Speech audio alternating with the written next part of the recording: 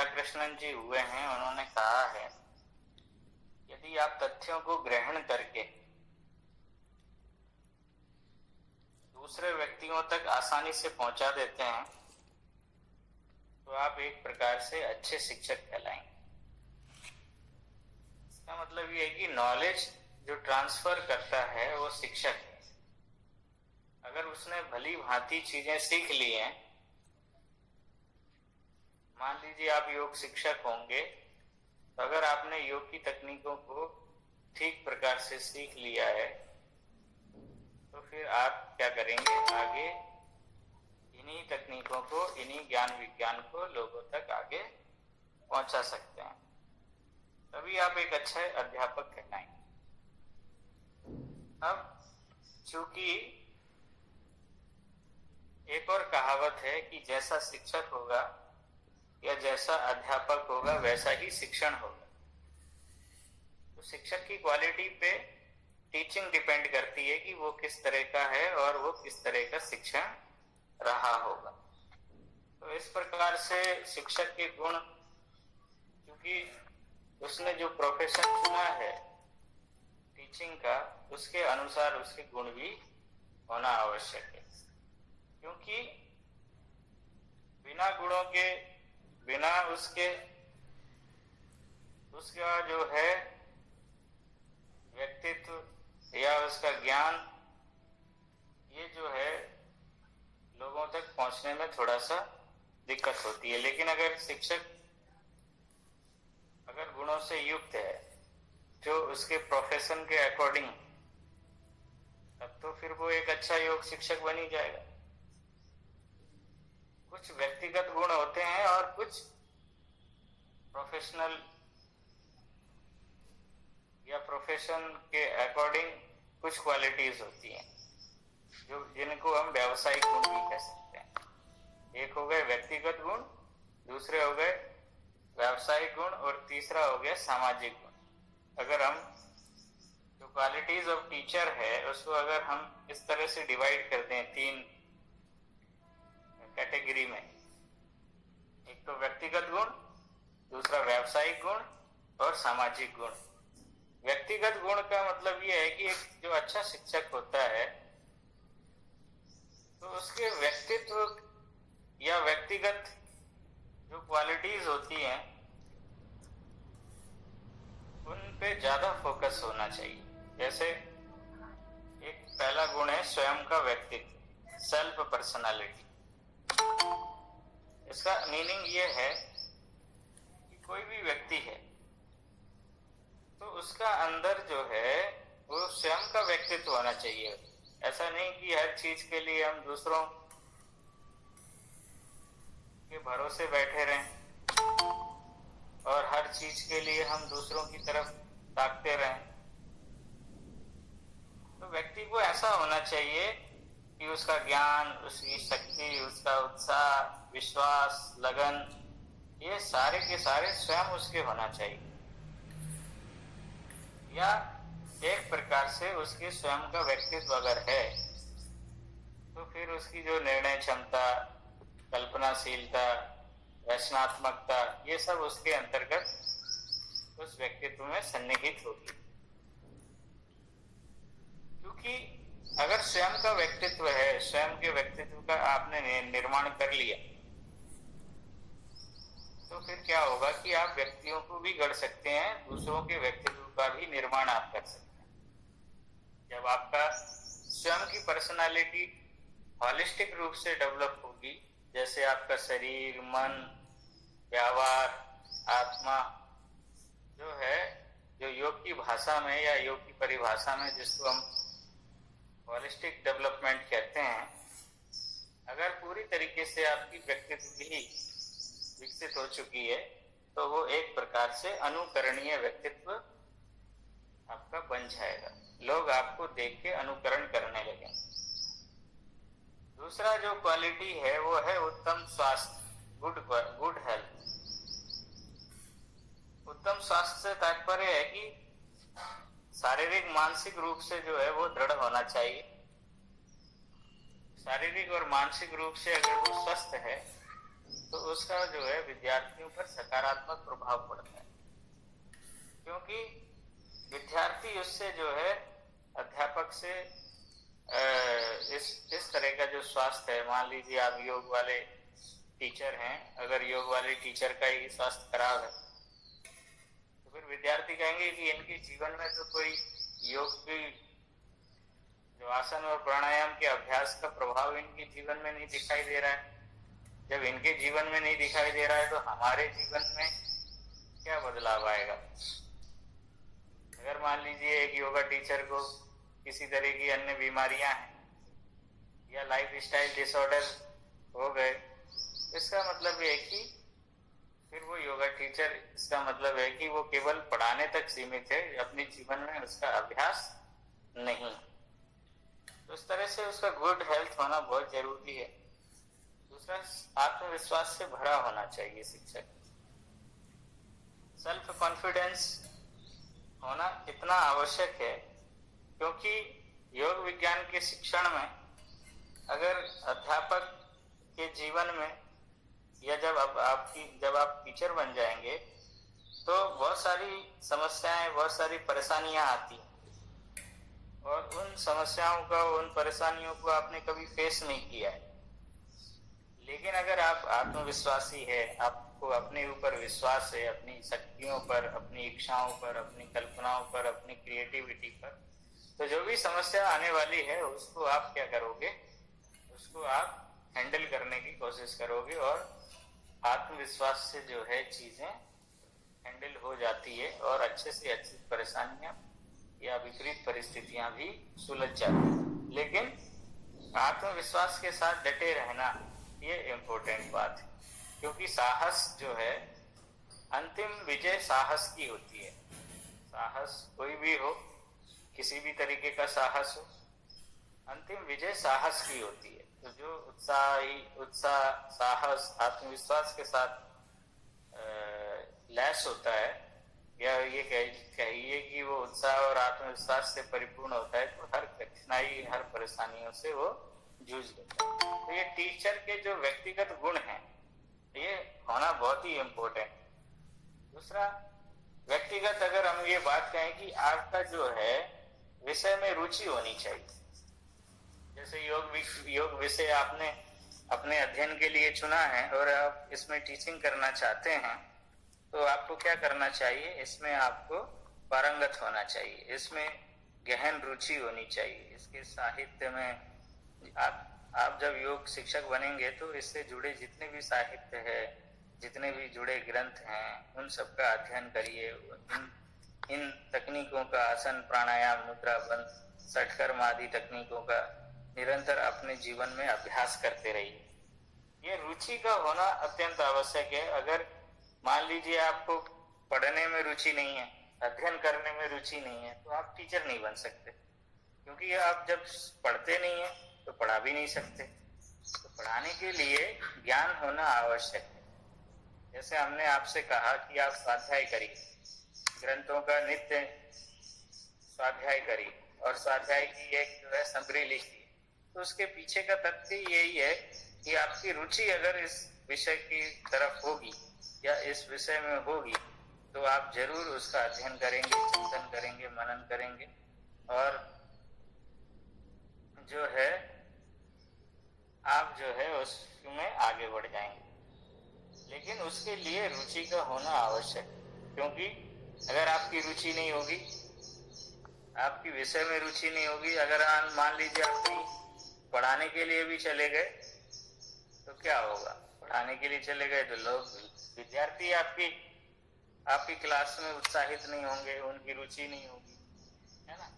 और पढ़ाने में भी जो है आप समर्थ नहीं होंगे, बच्चे सीखने में समर्थ नहीं हो पाएंगे। दूसरा जो गुण है वो है स्पष्टवादिता। कोई भी शिक्षक जो होता है वो स्पष्टवादी होना चाहिए, क्योंकि एक प्रकार से अगर वो स्पष्टवादी है तो ये जो गुण है ये विद्यार्थियों के लिए बहुत ही, एक प्रकार से ये कहिए कि उनको ये अच्छा लगता है, या कोई भी व्यक्ति हो तो ये गुण जो है निरंतर बनाए रखना चाहिए। कभी भी क्या होता है, जब स्पष्टवादिता होती है तो भ्रम की स्थिति डेवलप नहीं होती। अगर हम आपसे कोई बात कहें और फिर जो है स्पष्ट ना हो वो चीज, तो स्पष्ट नहीं होने के कारण विद्यार्थी दो द्विअर्थ समझते हैं। कुछ विद्यार्थी करते हैं और कुछ विद्यार्थी नहीं करते हैं। फिर जब विद्यार्थियों से कहा जाता है कि तुमने ये काम क्यों नहीं किया, तो उन्होंने कहा कि सर हमने तो ऐसा सोचा, हमने ऐसा सोचा। कभी कभी विद्यार्थी बहाने बनाने के लिए भी ऐसा कहता है, लेकिन शिक्षक को स्पष्टवादी होना चाहिए। जो मैसेज कन्वे कर रहा है उसमें उसको उसका वही अर्थ प्रतिभाषित होना चाहिए जो मैसेज वो कन्वे कर रहा है। इस प्रकार जो अस्पष्ट ब्रह्मपूर्ण वाक्य जो है, जिससे भ्रम पैदा होता है, संशय पैदा होता है, इस तरीके के वाक्यों का प्रयोग शिक्षक को नहीं करना चाहिए। जो द्विअर्थी बातें हैं, कम से कम शिक्षक को इन द्विअर्थी बातों से किनारा कर लेना चाहिए। कभी भी उसके स्टेटमेंट ऐसे नहीं होने चाहिए जिससे दो मीनिंग निकलते हो। जब विद्यार्थियों को आप पढ़ा रहे हैं तो दो अर्थी बातें नहीं करें। ये आपके गुणों में ये शामिल होना चाहिए। कहीं भी किसी भी समय किसी के भी पास या किसी से भी अपनी बात रखते समय द्विअर्थी बातों का प्रयोग नहीं करना चाहिए। अगर ये गुण आपके व्यक्तित्व में आ गया, स्पष्टवादिता का गुण अगर आपके अंदर आ गया, तो फिर आप जो है एक अच्छे शिक्षक बन जाएंगे। दूसरा जो गुण है वो है धैर्यवान और सहिष्णु होना। मतलब पेशेंस भी होना चाहिए और टॉलरेंस भी होना चाहिए। पेशेंस और टॉलरेंस ये बहुत इंपॉर्टेंट गुण है व्यक्तिगत रूप से, क्योंकि जो शिक्षक है, जब कोई भी तथ्य है या कोई भी सिद्धांत है या कोई भी सूत्र है या कोई भी क्रिया है, उसको समझाते हुए धैर्य से काम लेना चाहिए। क्योंकि अगर अध्यापक विद्यार्थी के जल्दी, मान लीजिए कभी कभी आप जब किसी चीज को टीचिंग करते हैं तो हो सकता है कि विद्यार्थी उसको समझने में जो है कठिनाई महसूस करें, या विद्यार्थी आपको बार बार टोके, या कोई ऐसा विद्यार्थी है जो बीच में कुछ बोले। कभी कभी क्या होता है कि शिक्षक का जो मूड है वो चेंज हो जाता है। तो हमेशा शिक्षक को ये ध्यान में रखना चाहिए कि वो धैर्यवान होना चाहिए। उन परिस्थितियों को उसको धैर्यता पूर्वक उस सिचुएशन को हैंडल करना चाहिए। और बहुत सारी बातों के लिए, कुछ बातों के लिए उसको क्या करना चाहिए, टॉलरेट करना चाहिए। उसको एक तरीके से सहिष्णुता पूर्वक उसको झेल लेना चाहिए। ऐसा नहीं है कि कोई विद्यार्थी अगर नहीं समझ पा रहा है तो आप जो है झुंझला उठते हैं या आपका मूड ऑफ हो जाता है। अगर इस तरह का आपका मूड है तो आप अच्छे टीचर नहीं बन पाएंगे, क्योंकि विपरीत परिस्थितियां आने पर या इस तरह की सिचुएशन जनरेट होने पर आप जो है हड़बड़ाने लगेंगे, और हड़बड़ाने लगेंगे तो फिर विद्यार्थियों के सामने जो आपका इंप्रेशन है वो नेगेटिव चला जाएगा। क्लास में कभी कभी गुस्सा होना या कभी कभी बच्चों को डांटना ये अलग बात है, लेकिन अगर रोजमर्रा की जिंदगी में अगर आप झुंझला जाते हैं या इस तरह की आपकी एटीट्यूड हो जाता है या आप कुछ चीजें सहन नहीं कर पा रहे हैं, तो फिर ये एक तरीके से व्यक्तिगत कमजोरी है। और जो शिक्षण प्रोफेशन है, इसमें इसकी कोई भी स्थान नहीं है। तो ऐसे जितने भी जो धैर्य जिनके अंदर नहीं है, पेशेंस जिनके अंदर नहीं है, सहिष्णुता जिनके अंदर नहीं है, टॉलरेंस कैपेसिटी जिनके अंदर नहीं है, चीजों को सहन करने की क्षमता जिनकी नहीं है, उनको कभी भी टीचिंग प्रोफेशन में नहीं आना चाहिए। अगर टीचिंग करते समय अगर आप उत्तेजित हो रहे हैं, आपकी भावनाएं जो है असंतुलित हो रही हैं, आपकी भावनाएं डिगा रही हैं एक तरीके से, और आप कभी भी खुश हो जाते हैं और कभी भी दुखी हो जाते हैं, आपकी कोई लयबद्धता नहीं है, तो इसका अर्थ ये हुआ कि आप एक अच्छे टीचर साबित नहीं होंगे। तो इसीलिए अगर मान लीजिए ये गुण आपके अंदर नहीं है तो उनको धारण करने की कोशिश करना चाहिए। क्योंकि लंबे समय तक जब आप कोई काम करते हो तो थोड़े 1-2-4 दिन तो ठीक है, कुछ दिन तक तो आपके इन गुणों को जो है लोग टॉलरेट कर सकते हैं, लेकिन लंबे समय तक आपके करियर के लिए ये ठीक नहीं होता है। तो इन चीजों को आपको ध्यान में रखना चाहिए। और जो है आपका क्रोध, झुंझलाहट, है ना, ये इस तरह की जो चीजें हैं ये समय समय पर ही प्रकट होना चाहिए। ऐसा नहीं है कि आप क्रोध ना करें। जब विद्यार्थियों को डांटना होता है तो उस समय जो है वो चीजें प्रदर्शित भी होनी चाहिए, लेकिन धैर्य होना चाहिए और उस सहिष्णुता भी होनी चाहिए। दोनों गुण जो है वो एक अच्छे टीचर की निशानी है। दूसरा, रिसोर्सफुल होना चाहिए टीचर को। रिसोर्सफुल का मतलब है कि साधनों से संपन्न होना चाहिए। साधनों से संपन्न का मीनिंग मतलब ये है कि जितने भी टीचिंग में रिसोर्सेज यूज होते हैं, जितनी भी सामग्रियां यूज होती हैं, उनका उपयोग करना आना चाहिए। जैसे चार्ट है, मॉडल है, कोई उपकरण है, स्लाइड प्रोजेक्टर है, पावर पॉइंट प्रोजेक्टर है, कंप्यूटर है, पावर पॉइंट प्रेजेंटेशन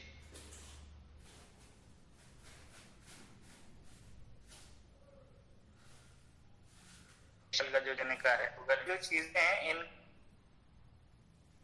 अगर वो कहेगा कि नहीं, हम जो एडवांसमेंट है, कभी क्या होता है कि जो शिक्षण है इसमें एडवांसमेंट हमेशा होता रहा है और आगे भी होता रहेगा। तो जो एडवांसमेंट हो रहा है, जो नई तकनीकें आ रही है, जो नया ज्ञान विज्ञान आ रहा है, क्या आप उसके लिए एक प्रकार से पॉजिटिव एटीट्यूड रखते हैं उसके लिए, या आप रिसोर्सफुल होना चाहते हैं?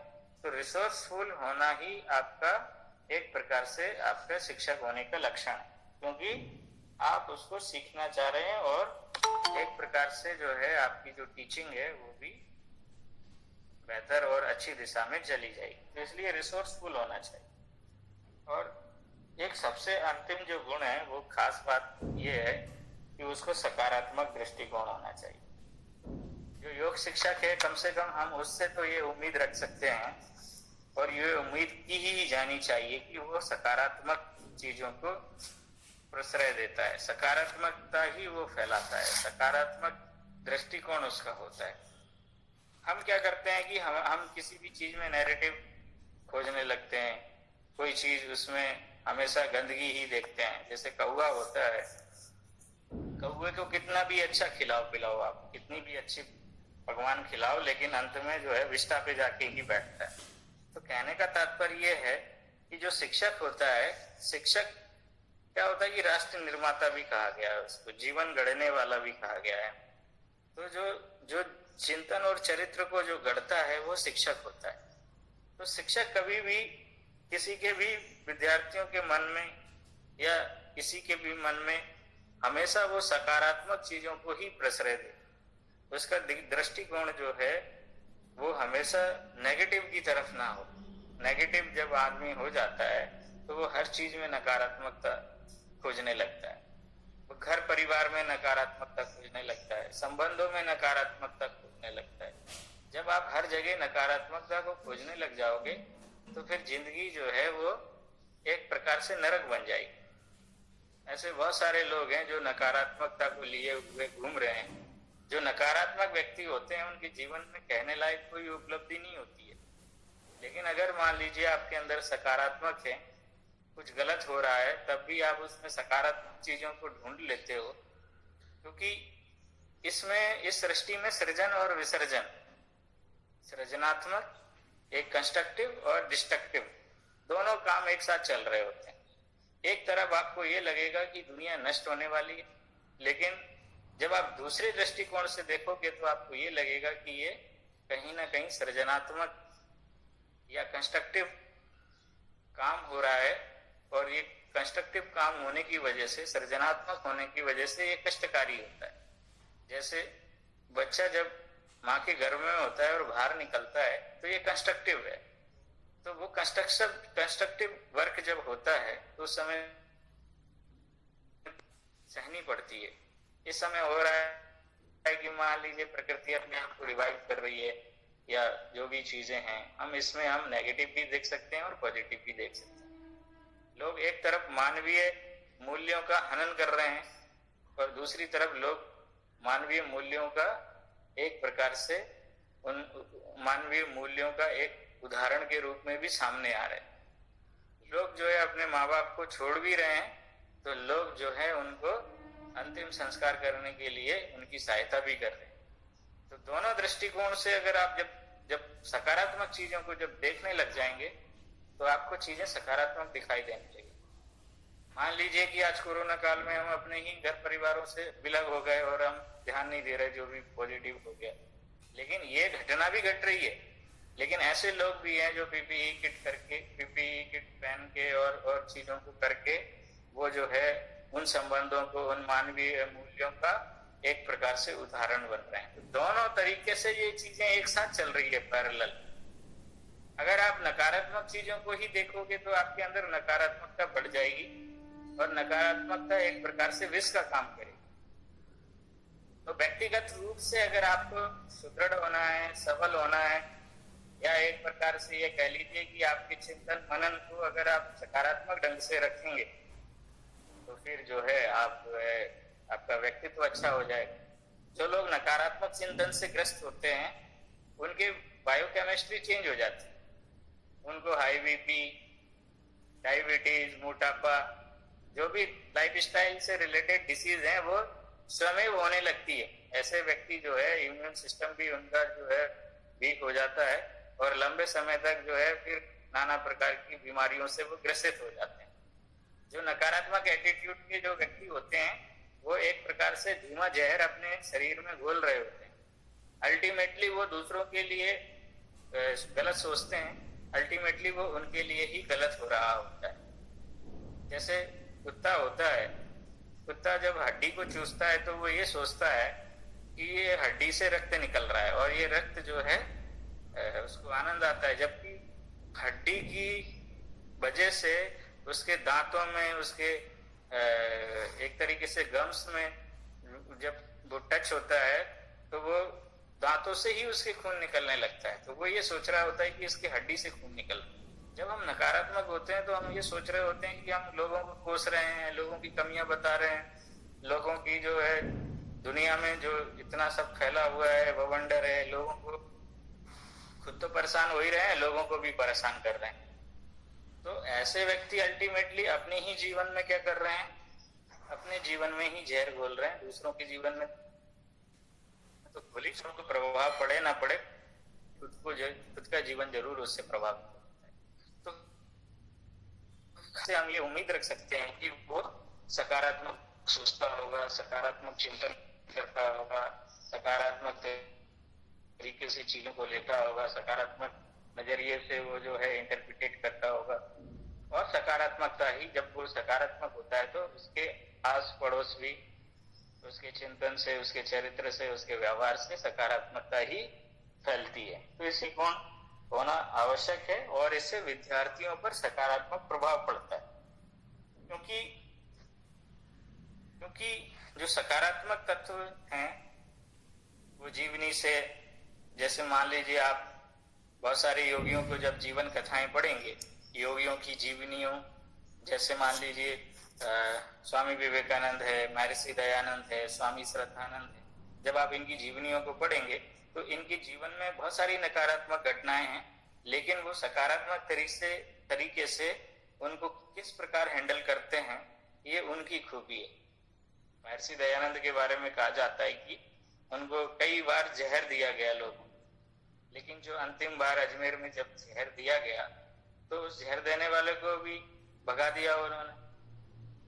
कहने का मतलब ये है कि आदमी जब सकारात्मक होता है तो नकारात्मकता को भी वो जीत लेता है। तो इस प्रकार से हम अपने जीवन में, अपने व्यवहार में सकारात्मक दृष्टिकोण से हमें परिपूर्ण होना चाहिए। जैसे अब हमने कहा था कि कुछ व्यावसायिक गुण भी होना चाहिए, जैसे ये व्यक्तिगत गुणों की, कुछ खास गुणों की हमने चर्चा की।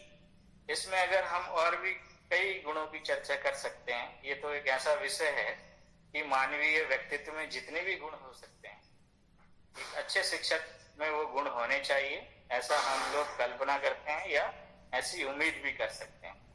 जब शिक्षक किन्हीं गलत कामों में फंसता है या किसी गलत जगह पे वो देखा जाता है तो वो एक चर्चा का विषय बन जाता है, ये देखो शिक्षक होके ऐसा काम कर रहे हैं। तो इसका अर्थ ये हुआ कि शिक्षक पे दोहरी जिम्मेदारी है, पूरे समाज की एक तरीके से नैतिक ठेकेदारी उसको सौंप दी जाती है। तो शिक्षक से लोगों को काफी उम्मीदें हो जाती हैं, तो इस वजह से भी हमें उन चीजों को भी ध्यान में रखना है। और प्रोफेशन में मान लीजिए ऐसी चीजें हो या ना हो, लेकिन खासकर कुछ ऐसे प्रोफेशन हैं जैसे डॉक्टर हो गए, टीचर हो गए, ऐसे प्रोफेशन है जिसमें ईमानदारी, सकारात्मक चिंतन, है ना, ये स्पष्टवादिता, ये सारे गुणों की होना उसमें बहुत नितांत आवश्यकता है। तो जो पेशेवर गुण हैं, व्यावसायिक गुण जिनको कहेंगे, प्रोफेशनल क्वालिटी जिनको कहेंगे, उनमें सबसे बड़ा जो पहला गुण है वो है विषय का ज्ञान, नॉलेज ऑफ सब्जेक्ट। क्योंकि आदर्श अध्यापक वही कहा जाता है जिसका ज्ञान जो है वो सब्जेक्ट का माहिर हो। अगर मान लीजिए अध्यापक अगर कोई विषय पढ़ा रहा और इस विषय पढ़ा रहा है तो उसका गुणतम से गुणतम ज्ञान और सरलतम से सरलतम ज्ञान उसको जो है वो समझा सके और प्रस्तुत कर सके, ये उसके अंदर गुण होना चाहिए। क्योंकि शिक्षक और विद्यार्थी में दोनों के पढ़ने में अंतर है। शिक्षक जब पढ़ता है तो वो गहराई से पढ़ता है और समझ के साथ पढ़ता है।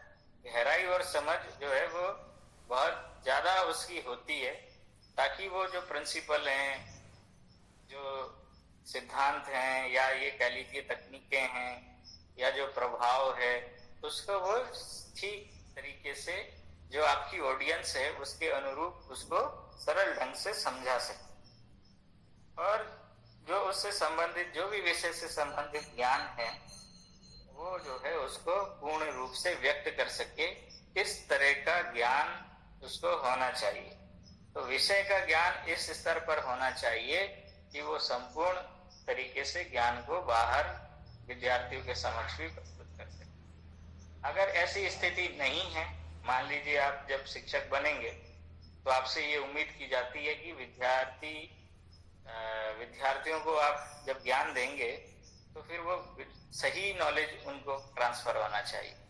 मान लीजिए जैसे हम जब विद्यार्थियों को पढ़ाते हैं, या हम मान लीजिए कोई क्रिया विधि या कोई योग की मेथड जब हम उसको सिखाते हैं तो सीखता है, लेकिन कभी कभी गलत भी सीख लेता है। शिक्षक तो सही सिखाता है लेकिन वो गलत प्रैक्टिस करता है। गलत प्रैक्टिस करता है तो फिर वो लोगों को भी गलत ही सिखाएगा। लोगों को क्या करेगा? गलत ही सिखाएगा। जो गलत चीजें सीखी हैं तो गलत सिखाएगा। कहते हैं कि थोड़ा ज्ञान विष के समान होता है, तो वो विष की तरह काम करता है, वो स्वयं को ही नष्ट करता है। इसीलिए ज्ञान का गहराई से अध्ययन हो, विषय की समझ हो, तो इसके लिए आपको निरंतर अध्ययन करना चाहिए।